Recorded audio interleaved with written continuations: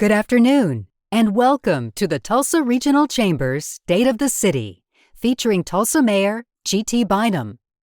We are honored to host the mayor today to address the Northeast Oklahoma business community.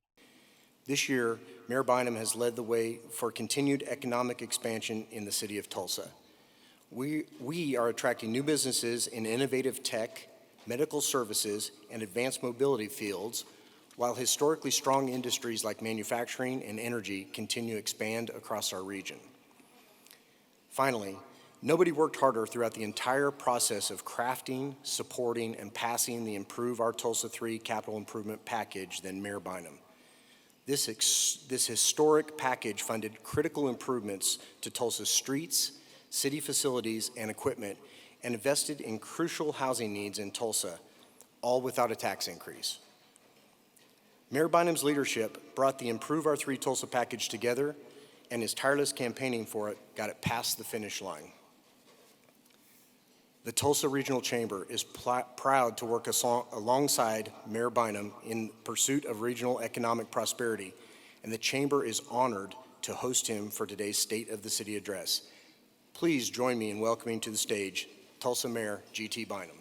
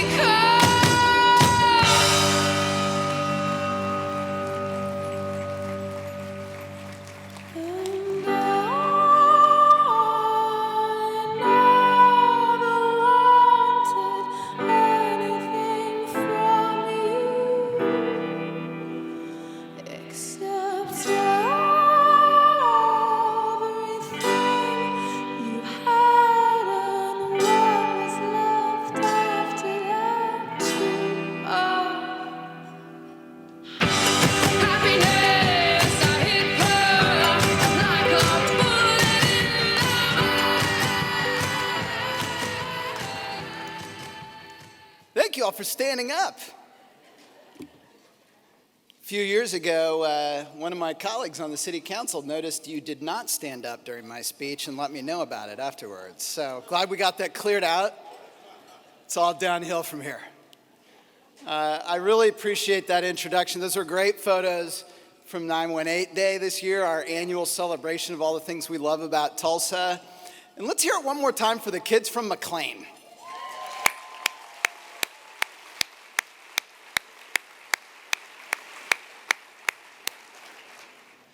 We have a lot to talk about today. When I began my time as mayor, I told our team that we have 4 or maybe 8 years to make the greatest impact on this city that we love, and we will never have another opportunity like this again in our lives. Well, I now have less than 400 days remaining as mayor, and I wake up every day. This morning I woke up at 2:30 in the morning, and that's not unusual, with a sense of urgency to get as much done as I can in the time that I have remaining to serve you.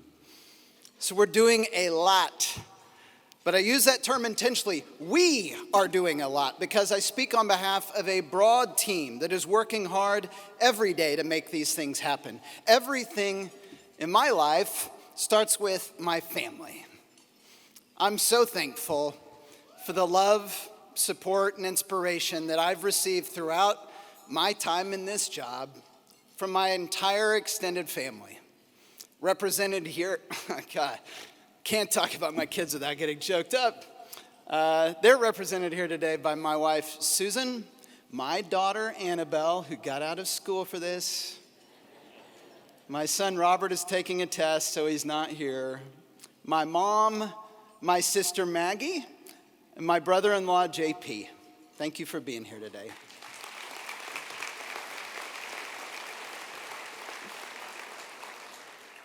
I'm also proud of the way that we've changed the relationship with Oklahoma City during my time as mayor. The reality is that we are more competitive nationally and globally when Tulsa and OKC work together.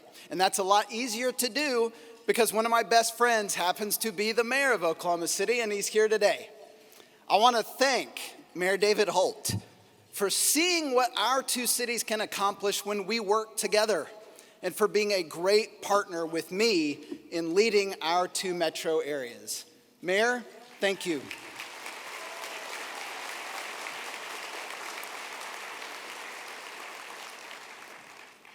Near the end of his life, someone asked Steve Jobs which Apple product he'd be most proud of. And his answer wasn't the Mac or the iPhone. He said it was the team of people at Apple. And as the CEO of an organization of 3,500 employees, I feel the exact same way. Well, we're going to talk about some exciting things today. They only happen because Tulsa's home to the best team of public servants that you will find in any city in America at the City of Tulsa.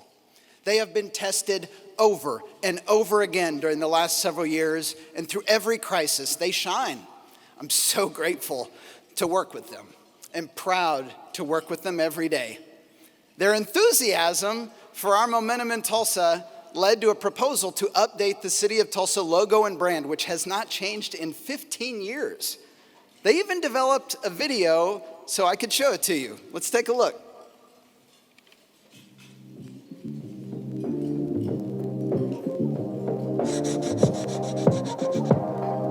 Three, two, one. Here we go!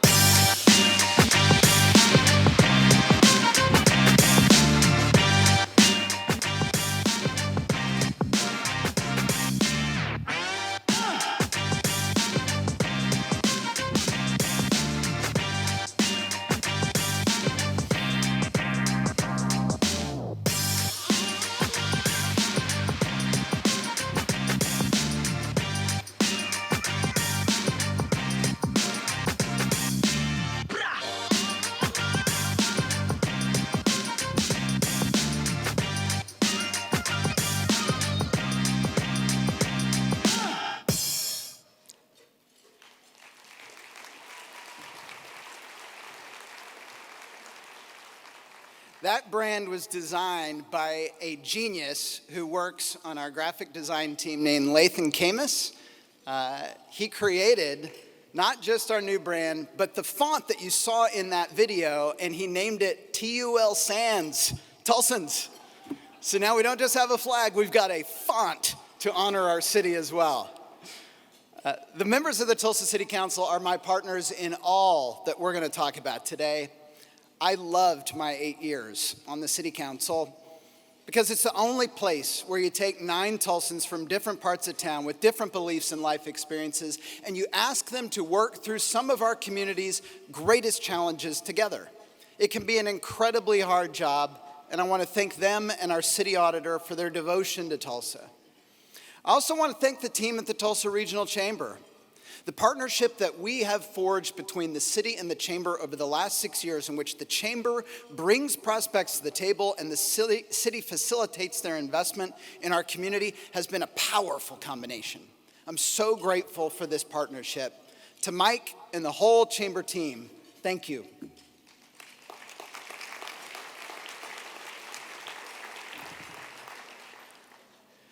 We're living through the biggest period of investment in Tulsa history right now.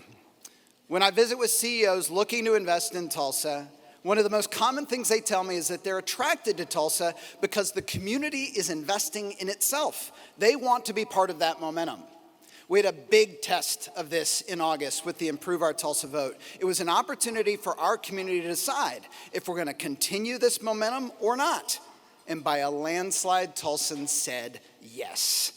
I want to thank everyone who played a part in yet another successful campaign.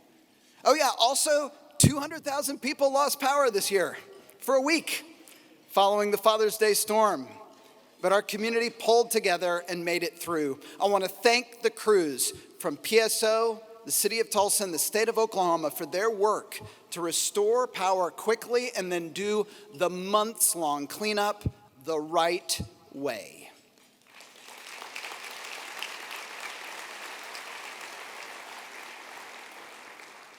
The City Council and I have set the goal of making Tulsa a globally competitive world-class city, and that's a pretty broad goal. So we've defined that along 3 main lines. We have to be a safe city. We have to be a city of opportunity for everyone, And we have to be a city where this generation of Tulsans is building the city they want to leave to the next. When it comes to public safety, we've made a lot of advancements over the last year, but I have one point I have to emphasize because I don't think people in Tulsa understand what a big deal it is. I want to talk about the Tulsa Police Department's homicide solve rate. That's the percentage of homicide cases in a given year that are solved by the local police department. Over the last 7 years, I've attended conference after conference all over America and heard mayors and district attorneys rave about how they've done so much work to bring their homicide solve rate up into the 60 or 70% range. They talk about it in the context of showing how the local community trusts the police department. That if they can get to 60% of homicides solved in a year, then people must trust the police enough to work with them and put murderers behind bars. Do you know what the routine homicide solve rate is in Tulsa? If we don't hit 100% every single year, the Tulsa Police Department leadership is beside themselves. In fact, the Tulsa Police Department is so admired nationally for their homicide solve rate that the U.S. Department of Justice held a national crime conference here in Tulsa this year so police departments from across America could learn from ours. I wanted to bring this up because you often hear me say we have the best police department in America. That's not just mayoral pride. The men and women of the Tulsa Police Department are courageous, as we have seen many times over the last several years. But they also work at a level of professional excellence that's a model for other departments across the country, and they are never satisfied. Chief Wendell Franklin told me they needed a real-time information center, or an RTIC, R-T-I-C, to make the Tulsa Police Department even more effective, so the City Council and I funded it, and it went operational this year. Police officers have told me this is the biggest advancement in policing since they put radios in squad cars. To show you the capabilities of this new technology, I asked the TPD to provide 2 good examples of its work. Let's take a look.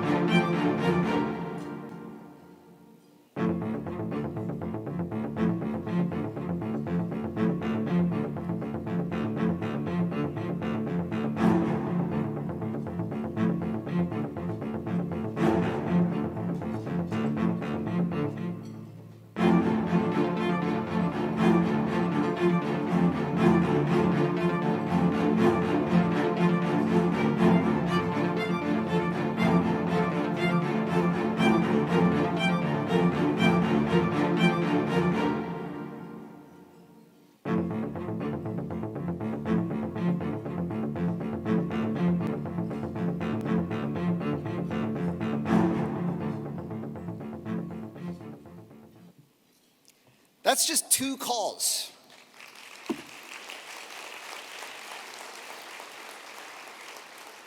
Two calls in which advanced technology helped our officers respond to something much more quickly in cases that might have not been able to follow up on at all. In less than a year, the Real-Time Information Center has assisted with over 1,800 calls and led to the recovery of nearly $1 million in stolen property, including 88 vehicles. It has assisted in the solving of multiple homicide cases.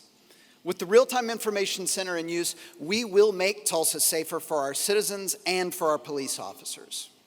Similarly, the Tulsa Fire Department continues to be independently rated as among the very best in America, achieving the highest possible rating that determines your insurance rates for your homes and your businesses. The Tulsa Fire Department has become a crucial first responder for medical emergencies and is also leading some of the most innovative work that we're doing related to mental health response. I'll have more on that in just a moment. The top public safety concern I hear about from Tulsans these days, though, is homelessness.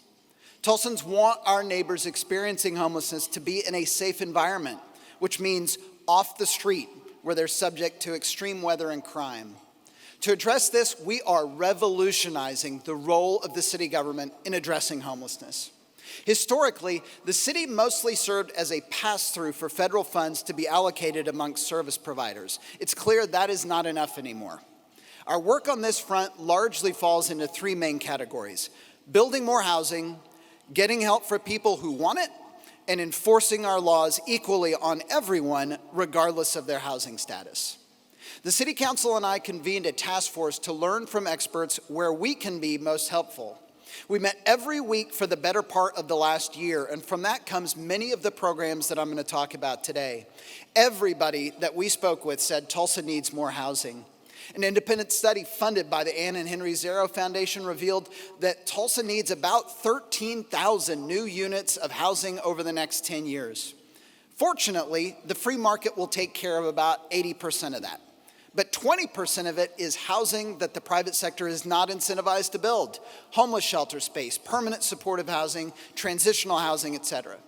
This is where government has to play a role to get that housing built. In August, as part of Improve Our Tulsa, voters approved funds that, combined with other sources, allow us to establish a housing fund in excess of $100 million. This is the largest public commitment to housing construction in Tulsa history. Now that we know that what we have to work with, a separate study is currently being conducted under the leadership of the Tulsa Regional Chamber and the Tulsa Area United Way to identify how we can maximize every penny of that housing fund to get people off the street and into a stable environment where they can receive the assistance that they need. As for that other 80%, we're off to a great start with the private sector. In this speech last year, I challenged our community to spur and support $500 million in total housing investment over the next 2 years. Well, we won't need 2 years. I'm proud to announce today we exceeded that goal for housing investment in Tulsa in less than a year.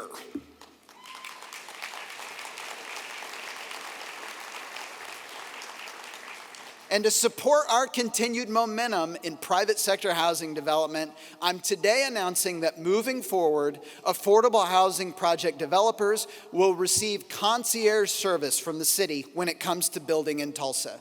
This is usually a service that's reserved only for the very largest industrial projects, but building more housing is our top real estate priority, and we want to roll out the red carpet for private sector partners who can help us meet our goals. So we're making great progress on housing, but we can't wait for all the housing to be built before we help our neighbors in need. Most significantly, the City of Tulsa is seeking proposals from service providers to open a low-barrier shelter. The idea behind a low-barrier shelter is that there are some people who are not allowed in one of Tulsa's main homeless shelters. Maybe they show up intoxicated or they have a history of unruly behavior. Whatever it might be, they can't enter a standard shelter, so they need an alternative, otherwise they end up on the street. The City of Tulsa will establish a low-barrier shelter that operates on a referral basis from our community's other shelters. So if somebody can't get in to one of our main shelters, the folks that work there can call up the low-barrier shelter and know that they'll have a place to stay. We're also working with service providers to establish an emergency temporary housing program that will get people off of the street and into a hotel room temporarily, while more permanent housing can be located for them. I really want to thank the team at the Tulsa Housing Authority that's working with us to identify those long-term housing options for people. We've established the City of Tulsa's first ever Chief Mental Health Officer, responsible for coordinating first responder assistance for those experiencing a mental health crisis. We have so many resources available in Tulsa for people in crisis, but an individual police officer in the field should not be expected to diagnose them and know which service to call. The Chief Mental Health Officer will provide a one-stop resource to connect them with the agency's best position to be of help immediately. The Tulsa Fire Department is piloting a new alternative response team here in downtown Tulsa, sending firefighters and mental health caseworkers to assist people experiencing a non-violent mental health crisis. This is in addition to the community response team, which we've expanded every year that I've been mayor, sending a police officer, firefighter, and caseworker to assist those in mental crisis who may be violent. The Tulsa Day Center told our task force that a lack of kennels was a barrier for people using their shelter, so we're paying for them to build them. Our Parks Department is now empowered to regulate open containers of alcohol in parks where this has become a problem.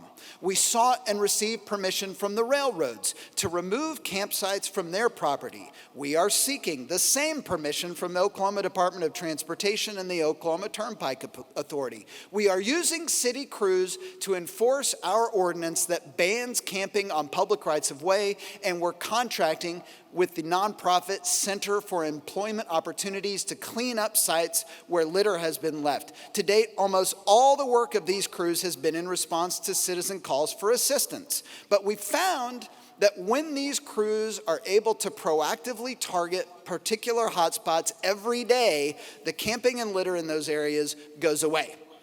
I will be seeking additional funding from the Tulsa City Council to expand the work of these crews in the weeks ahead. So we're doing a great deal to help our neighbors, and we're evaluating other programs to do more. But we also understand the city's responsibility to uphold our laws. We're a compassionate city, but we are also a city with standards. To this end, I've issued an executive order to every Tulsa police officer that they are to enforce our ordinances equally on everyone, regardless of perceived housing status. It is already illegal to set up a tent on a sidewalk. It is already illegal to litter public places. It is illegal to trespass on private property and to deal drugs in city parks. I expect our officers to enforce these ordinances if they see people violating them. That is not a judgment call for officers to have to make. And if people choose to violate our laws and they are homeless, the Tulsa Municipal Court now offers a special services docket to work with them on getting them the help that they need. But it's up to the individual if they want to take advantage of that opportunity. So please know, you can report these violations of our laws, and there are compassionate options for those willing to take them. I've requested that the Tulsa City Council adopt two separate ordinances, one that strengthens the penalty for trespassing on private property, and one that clarifies it's unlawful for someone to obstruct a sidewalk by laying on it. I'm eager for my colleagues to pass these ordinances so the Tulsa Police Department has the tools they tell us they need to protect Tulsa. And I'm announcing today an additional program, which we will adopt in the months ahead, which will be a partnership between the Tulsa Police Department, the Day Center for the Homeless, the Tulsa Housing Authority, Family and Children's Services, and mental health clinicians. If our officers encounter someone in the field who is mentally unable to care for themselves, and both an officer and a mental health clinician agree on this, we will file an emergency order of detention to get that person into a treatment center to get them the help that they need. Through our emergency temporary housing program, we will then provide temporary places for them to stay upon their release while remaining in contact with a mental health caseworker. The Tulsa Housing Authority will then work with us to find permanent housing for them. We believe this new program is one of the most important things we can do to help homeless Tulsans experiencing psychotic episodes, getting them off the street and into the care of trained professionals. Housing, services, enforcement of our laws. If you're keeping track, That's over 20 different initiatives that the city of Tulsa has underway to address homelessness in our community. And I haven't even touched on our American Rescue Plan Act or Community Development Block Grant funding for homelessness reduction strategies. And I know there are other ideas out there, and I welcome them. We will continue to pursue other strategies as our budget allows. We'll use data to evaluate what's working and what isn't, and we'll double down on those strategies that demonstrate success. And while I mentioned our work to aid the mental health of Tulsans experiencing homelessness, it's important to recognize that the mental health crisis in Tulsa right now goes far beyond the homeless community. We're working on a number of fronts to address it. This year, we broke ground on the new Oklahoma Psychiatric Care Center, which will be adjacent to the new VA hospital right across the street. The new center will dramatically advance the availability of care for Tulsans experiencing a mental health emergency. And last year, I spoke about the statistics regarding youth mental health crises in Tulsa, most heartbreakingly framed by the fact that 4,000 kids in Tulsa County attempted suicide last year. That's more than 10 kids every day. As I said last year, we have to do better. Today, I'm here to tell you that we are. We recently announced a $13 million grant from the Substance Abuse and Mental Health Services Administration. That's the largest federal grant for mental health services in Tulsa history. The City of Tulsa and Tulsa Public Schools applied for and won this grant together. And it will be used to connect families with the supports they need for children's mental health needs to be addressed early. Thank you.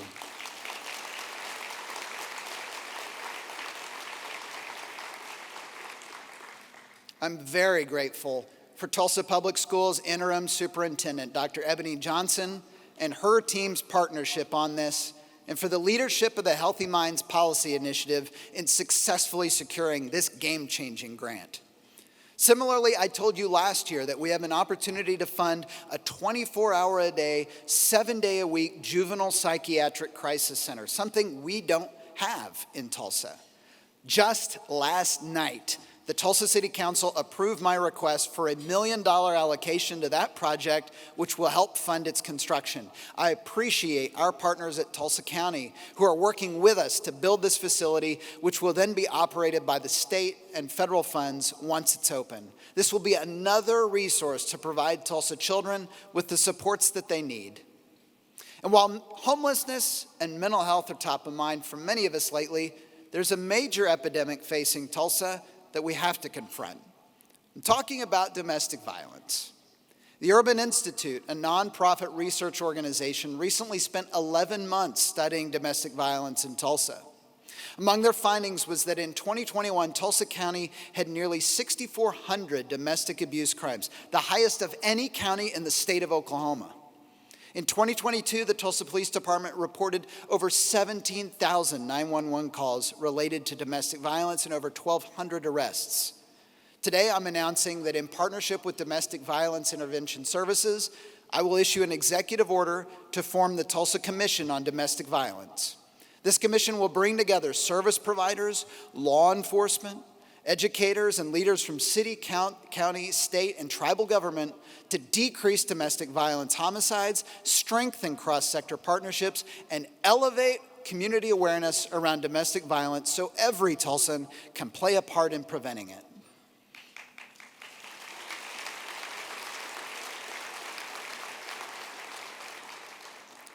I know I've spent a lot of time talking about safety today, but it's the highest responsibility of local government, and we cannot build a safer Tulsa if we're not candid about the dangers our community faces.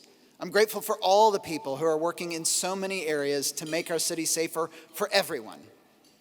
Our second pillar in becoming a globally competitive world-class city is that we have to be a city of opportunity for everyone.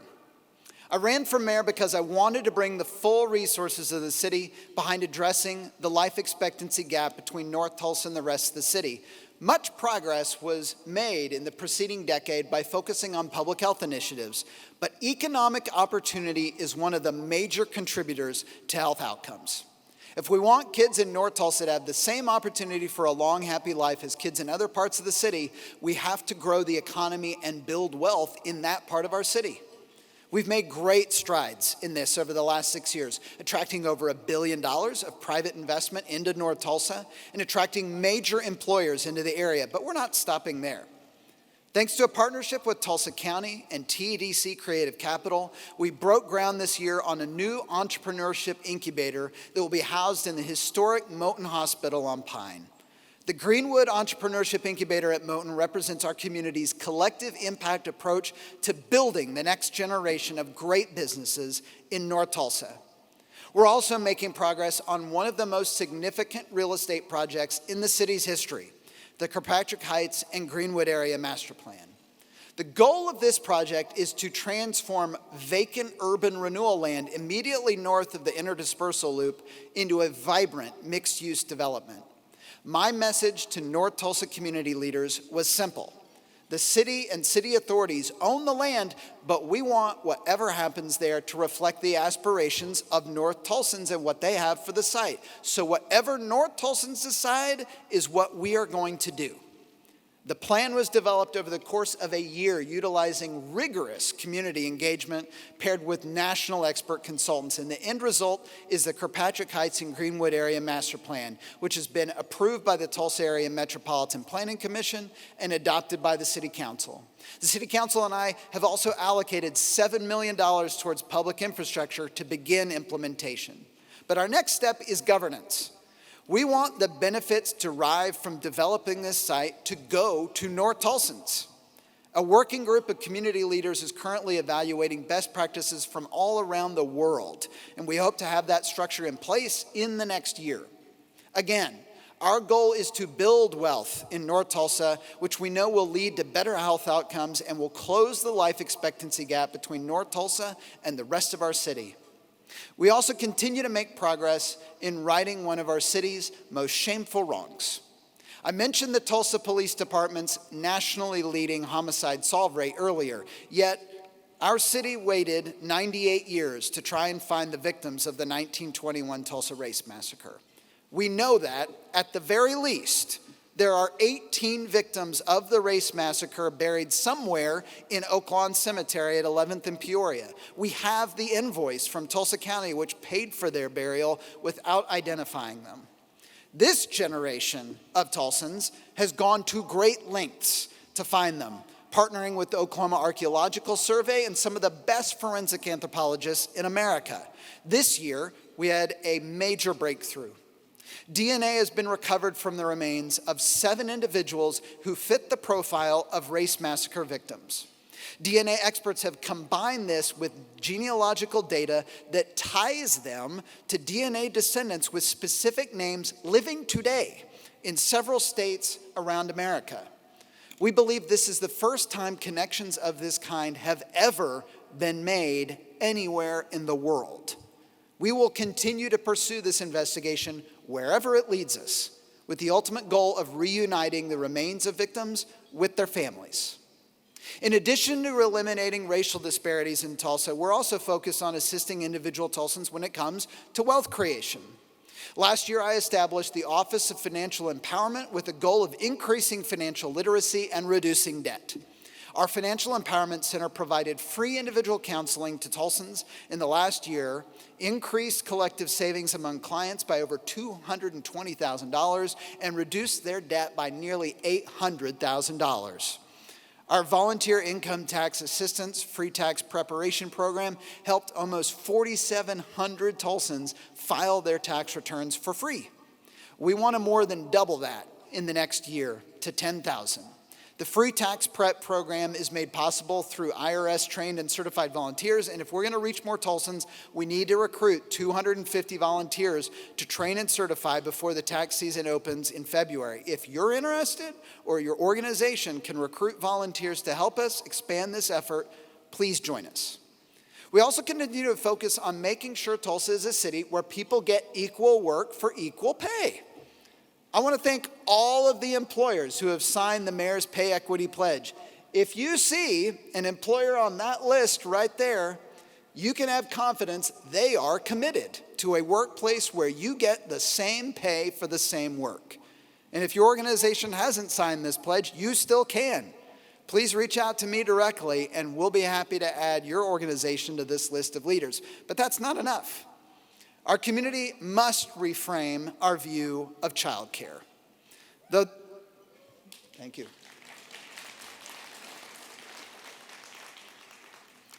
Though the burdens of securing childcare often fall to women, childcare is not a women's issue. Childcare is an economic development issue. And our community's lack of childcare is holding Tulsa's economy back. The Tulsa Women's Commission is studying this issue and will be issuing a comprehensive assessment in 2024. But in the meantime, they have already identified some quick wins for employers.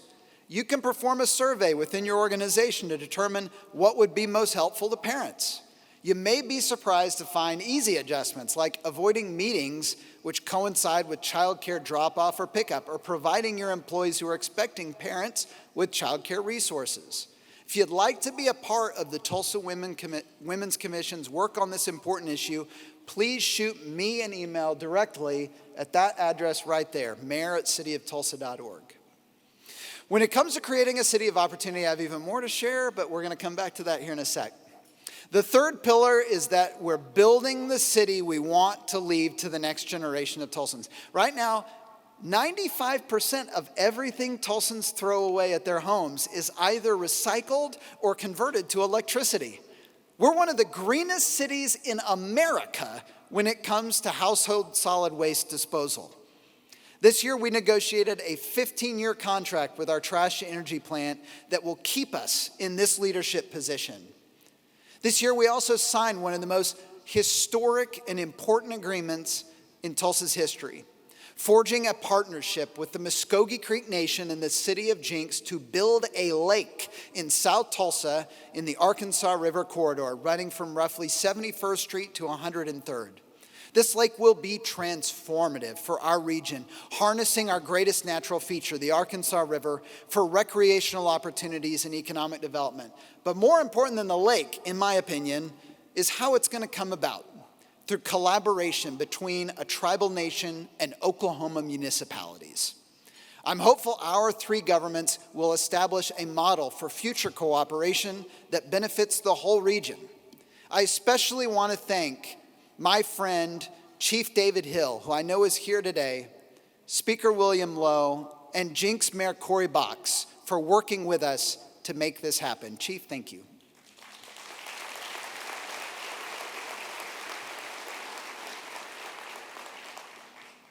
The lake is now in the design phase, with construction to follow in the years ahead.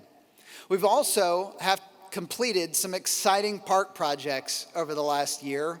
Two of my favorites would be the BMX track at McCullough Park in East Tulsa, probably the best BMX track for the public in the state of Oklahoma, and the new Hope Playground at Whiteside Park, which is specially designed so it can be enjoyed by kids of all abilities, side by side. It's a magical place. And when it comes to building things, we recognize that the city of Tulsa had room for improvement. So this year, I reorganized city departments in one of the most wide-reaching reorgs in the history of Tulsa, all aimed at improving citizen engagement, project design, and seamless execution. Our goal when a street project is finished should not be relief. It should be delight when you've spent that much money on that project. By better integrating the teams responsible for our work, I believe that we're better positioned to achieve that. And this has been a historic couple of years for Tulsa's emergence as a national leader in the advanced aerial mobility industry. Aviation and aerospace are undergoing the greatest period of innovation since the invention of the jet engine in the 1940s, driven by new advances in autonomy, connectivity, and electrification. There's currently no clear market leader in this industry, with more than 65% of aerospace companies headquartered outside of large tech hubs. Tulsa's legacy aerospace expertise, nationally recognized research at TU and OSU, and the appetite of local energy, healthcare, agriculture, and logistics corporations make Tulsa the perfect fit for the UAS and AAM markets. Tulsa's an ideal place to test, manufacture, and deploy this technology. Tulsa's expertise in this space is also being recognized by investors. Tulsa's Innovation Labs, backed by GKFF, has unlocked over $215 million in investment to grow Tulsa's tech economy with a commitment to advanced aerial mobility. Tulsa beat out hundreds of other cities across the country to receive a Build Back Better Regional Challenge grant from the U.S. Department of Commerce that, when you combine it with local dollars, is funding $70 million to establish a research center of excellence at OSU Tulsa, manufacturing facilities at the Port of Inola, and a drone testing corridor in partnership with the Osage Nation. And earlier this month, just a couple weeks ago, Tulsa was designated by the U.S. Economic Development Administration as a tech hub following our application, which centered around drone technology. So much is happening very quickly to position the Tulsa region as the national leader in advanced aerial mobility. And if we're all pulling in the same direction, I'm confident we can do it. So I'm announcing today the establishment of a Blue Ribbon Commission to make Tulsa the drone capital of the world.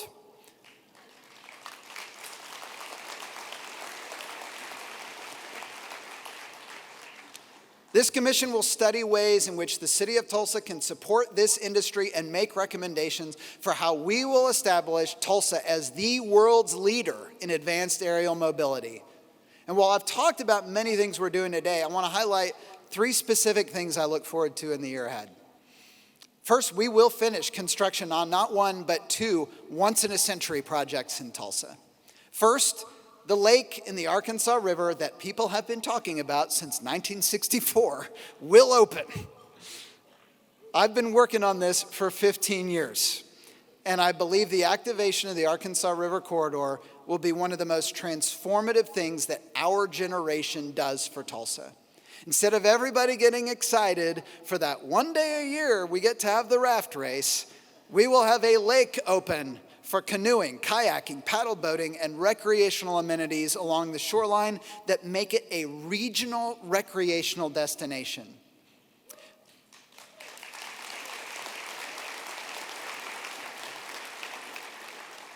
We will also finish construction of the new Gilcrease Museum.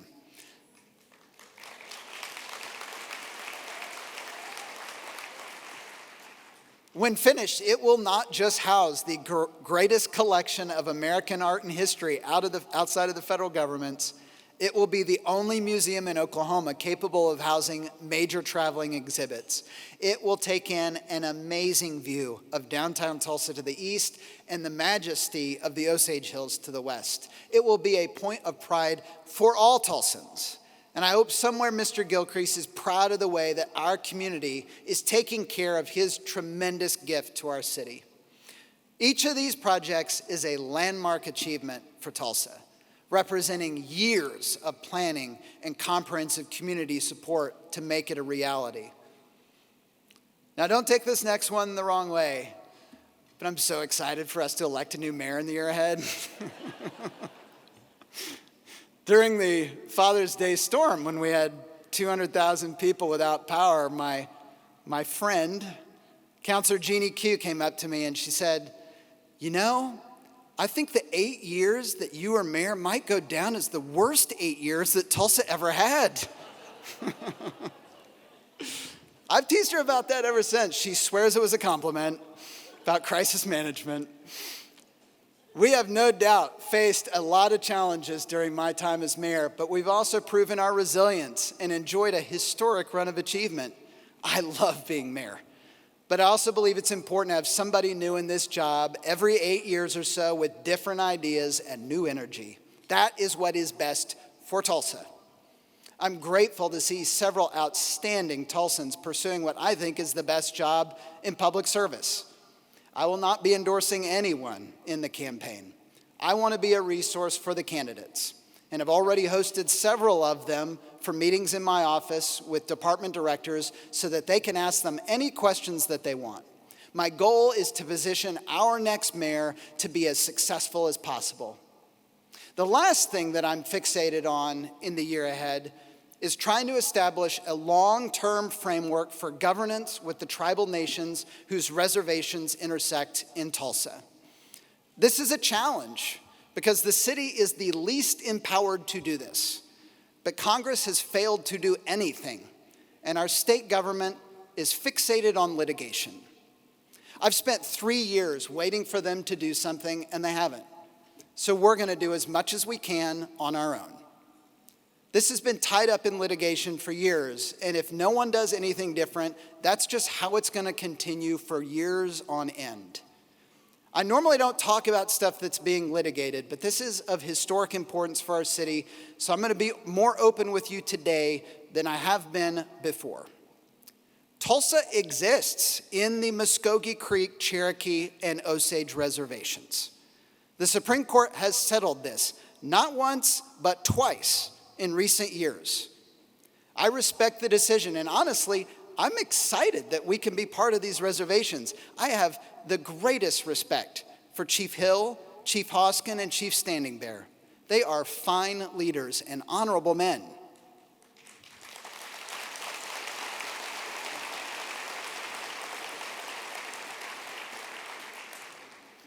The challenge that we face is that the recent court rulings have thrown all of the systems of governmental interaction which were developed since statehood into confusion. Now, my dream for the year ahead is that Chief Hill and Chief Hoskin and Chief Standing Bear and I can go out and tell the world that we've identified a path forward and that Tulsa will become the center of Native American excellence for the whole world in the 21st century.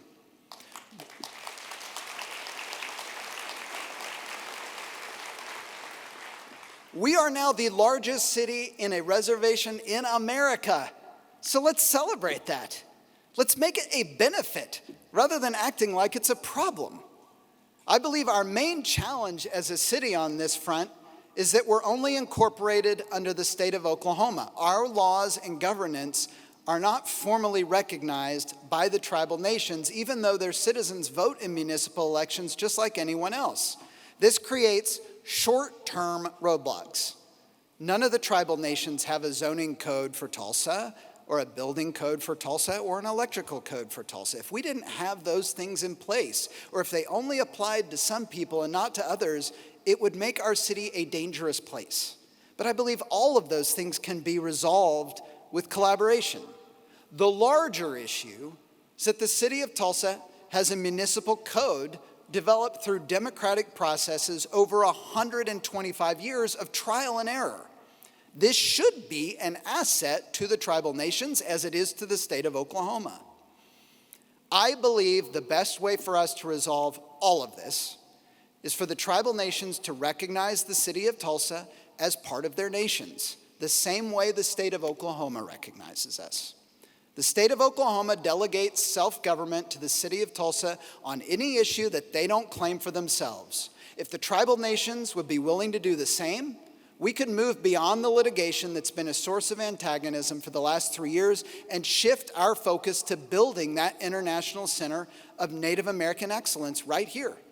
I'm committed to meeting with my colleagues in the tribal governments as long and as often as I need in order to bring this framework about on fair terms. And I want to be crystal clear today. If we can implement that framework for tribal recognition of our municipal government, Tulsa will be out of the business of litigating the reach of tribal sovereignty altogether. Then we could be completely focused on our collaborative efforts, and Tulsans will benefit for centuries to come. To reflect our pride in Tulsa's Native American heritage, I've directed our team at the city to change the official city seal. Tulsa was founded in 1836 by the Muskogee Creek Nation, yet our seal only recognizes the date when the city government was incorporated in 1898. Our new seal has a revised arrowhead, which you can see here, which incorporates the date of 1836 into the design. I want to again thank our talented graphics team at the City of Tulsa for their work in developing this, and I want to thank Chief David Hill of the Muskogee Creek Nation who reviewed this design and approved this revision to our city seal.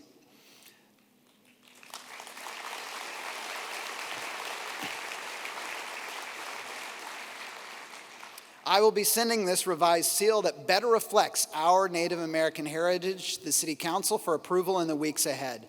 Moving forward, both our seal and all city letterhead will incorporate both the date of our founding by the Muskogee Creek Nation and our incorporation as the City of Tulsa. I want to close where I began, with our goal of making Tulsa a globally competitive world-class city. Much of what I've discussed today speaks to the excellence that we're pursuing in building Tulsa up, but I think it's important to recognize that we're truly becoming a global city. Tulsa is a destination for people from all around the world. Much of our work to be the best city in America for immigrants comes from the New Tulsans Initiative, a program I launched early in my administration. Through the New Tulsans Initiative, we've hosted citizenship ceremonies for over 1,100 of our newest fellow Americans. We're partnering with philanthropic foundations and nonprofits like the Tulsa YWCA to break down legal barriers to citizenship and translate degrees and certifications that allow immigrants to compete for jobs with the true qualifications that they earned. We've become a national model for refugee assistance. When Afghans loyal to the United States were forced to leave their homeland, we believe more of them came to Tulsa than any city in America. The work of Catholic Charities, the YWCA, B'nai Amunah Synagogue, and so many others led President Biden's top aide for refugee resettlement to come to Tulsa to see how we were handling it because he wanted to use us as a model for other cities around the country. Susan and I had dinner at the home of one young Afghan couple. He was a translator for the U.S. government in Afghanistan, and his wife was a doctor there. Their young son was born right before they came to America. And at our dinner, he told me how there are so many Afghans here in Tulsa who were professionals in Afghanistan, who worked in government jobs and in law enforcement, but many of them are having a hard time finding similar jobs here. Well, his statement struck me. Here are people who served their government but had to leave their homeland because of their loyalty to America. And I happen to be the CEO of a major government employer where they now live. And we often have a hard time filling jobs at the City of Tulsa with quality applicants. So today, I'm proud to announce that man, Saber Ahmadi, is joining the team at the City of Tulsa as our new Immigrant Services Liaison, helping us connect immigrants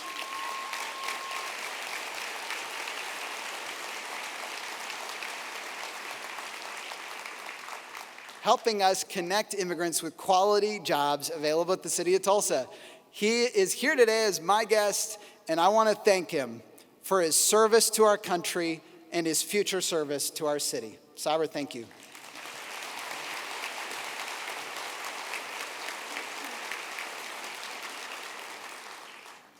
One of the fastest growing immigrant communities in our city is from Asia.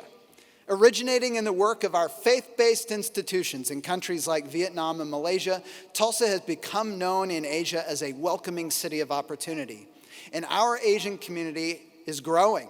And as it grows, we want to make sure they have a voice to shape the future of Tulsa. This year, we announced the formation of an Asian American Affairs Commission to do just that. We have implemented a language access policy at the city to make sure people can access city services regardless of the language they speak. All of this adds up to a city that strives to be worthy of the hope that immigrants have placed in Tulsa when they left their homeland for greater opportunity here. This work is being nationally recognized, and I'm proud to announce today that Tulsa has become the first certified welcoming city in the entire state of Oklahoma.